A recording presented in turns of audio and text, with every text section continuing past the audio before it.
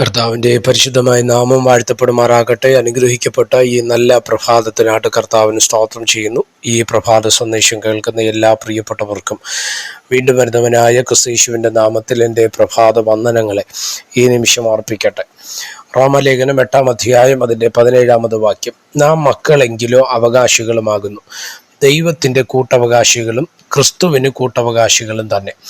നാം അവനോടുകൂടെ തേജസ്കരിക്കപ്പെടേണ്ടതിന് അവനോടുകൂടെ കഷ്ടം അനുഭവിച്ചാൽ അത്രേ.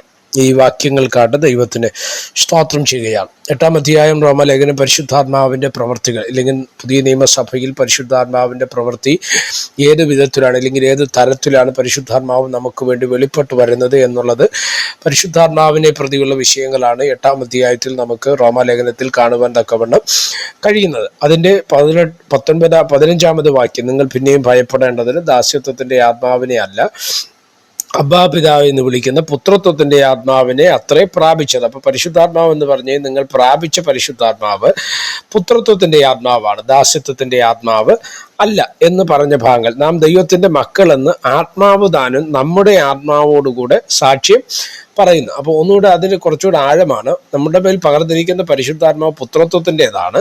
അപ്പോൾ തന്നെ സ്തോത്രം, നമ്മൾ ദൈവത്തിൻ്റെ മക്കളെന്ന് ആത്മാവ് താനും നമ്മുടെ ആത്മാവോടുകൂടെ ചേർന്ന് എന്ത് ചെയ്യുന്നു, സാക്ഷ്യം പറയുന്നു. എന്നിട്ട് പറഞ്ഞൊരു ഭാഗമാണ് നമ്മൾ വായിച്ചത്, അല്ലേ? നാം മക്കളെങ്കിലോ, അപ്പോൾ ദൈവത്തിൻ്റെ ആത്മാവ്, നമ്മുടെ അകത്ത് വസിക്കുന്ന ദൈവത്തിൻ്റെ ആത്മാവ് നാം മക്കളെന്ന് പറയും, ദൈവത്തിൻ്റെ മക്കളെന്ന് പറയുന്നു.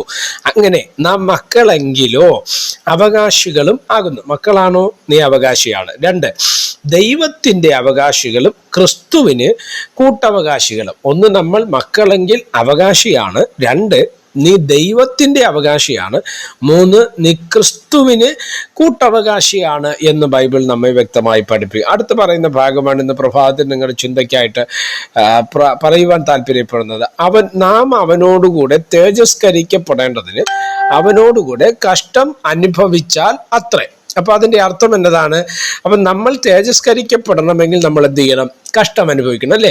അപ്പൊ നമുക്ക് എല്ലാവർക്കും ഇഷ്ടമുള്ളൊരു കാര്യമാണ് തേജസ്കരണം പ്രാപിക്കുക, അല്ലെങ്കിൽ തേജസ് പ്രാപിക്കുക എന്നുള്ളത് നമുക്ക് ഏവർക്കും ഇഷ്ടമുള്ള ഒരു കാര്യമാണ്. എന്നാൽ ആ ഇഷ്ടമുള്ള കാര്യം നമ്മൾ പ്രാപിക്കണമെങ്കിൽ അവനോട് കൂടെ നമ്മൾ എന്ത് ചെയ്യണം? കഷ്ടം സഹിപ്പാൻ തക്കവണ്ണം ഇടയാകണം. ഒന്നുകൂടെ ഞാൻ ആഴത്തിൽ ഇറങ്ങി പറയാൻ, പ്രിയപ്പെട്ട ദൈവമക്കളെ, ജീവിതത്തിൽ നീ കഷ്ടം അനുഭവിക്കുന്നുണ്ടോ? നീ വേദനപ്പെടുന്നുണ്ടോ? നീ പ്രതിസന്ധിയിലാകുന്നുണ്ടോ?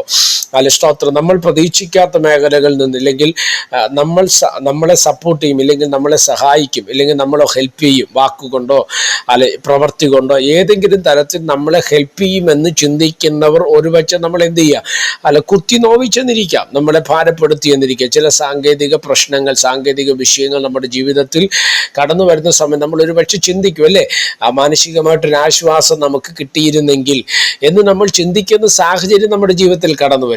എന്നാൽ ഒരുപക്ഷെ അത് നമുക്ക് ലഭ്യമായില്ലെന്ന് വരാം. അങ്ങനെ വന്നില്ലേലും, അങ്ങനെ ഒരാൾ നമ്മളെ വാക്കുകൊണ്ടോ പ്രവൃത്തി കൊണ്ടോ താങ്ങിയില്ലേലും ബലപ്പെടുത്തിയില്ലേലും നിങ്ങൾ ഭാരപ്പെടരുത്. സ്തോത്ര, തിരുവചനം പറയുന്നു, അവനോടൊപ്പം നമ്മൾ കഷ്ടം സഹിക്കുമ്പോൾ, അവനോടൊപ്പം നമ്മൾ വേദന സഹിക്കുമ്പോൾ, അവനോടൊപ്പം നാം നിന്ന സഹിക്കുമ്പോൾ നമുക്ക് വേണ്ടി വെളിപ്പെട്ട് വരുന്ന ഒരു തേജസ്കരണമുണ്ട് എന്ന് നമ്മൾ തിരിച്ചറിയുക. അപ്പൊ തേജസ് പ്രാപിക്കാൻ ആഗ്രഹിക്കുന്ന ഓരോരുത്തരോടും ഞാൻ പറയാം, നിങ്ങൾ ലോകത്തിൽ കർത്താവിനോട് ചേർന്ന് എന്ത് ചെയ്യണം? കഷ്ടം സഹിപ്പാൻ തക്കവണ്ണം ഇടവരണം. അതിനുവേണ്ടി കർത്താവ് നമ്മളെല്ലാവരെയും സഹായിക്കട്ടെ. പ്രാർത്ഥിക്കാം. പരിശുദ്ധനായ ദൈവമേ, സ്വർഗീയ നല്ല പിതാവേ, അനുഗ്രഹിക്കപ്പെട്ട ഈ നല്ല പ്രഭാതത്തിനായിട്ട് സ്തോത്രം ചെയ്യുന്നു. ഈ പ്രഭാത സന്ദേശം കേൾക്കുന്ന എല്ലാ പ്രിയപ്പെട്ടവരെ തൃക്കരങ്ങൾ തരികയാണ്. അവിടുന്ന് ചെറുകടിയിൽ മറച്ചാട്ട് മഹത്വം അങ്ങേക്ക്. യേശു കർത്താവിൻ്റെ നാമത്തിൽ പ്രാർത്ഥനകളെ കേൾക്കണം. സ്വർഗീയ നല്ല പിതാവേ, ആമേൻ. എല്ലാവരെയും ദൈവം അനുഗ്രഹിക്കട്ടെ. God bless you.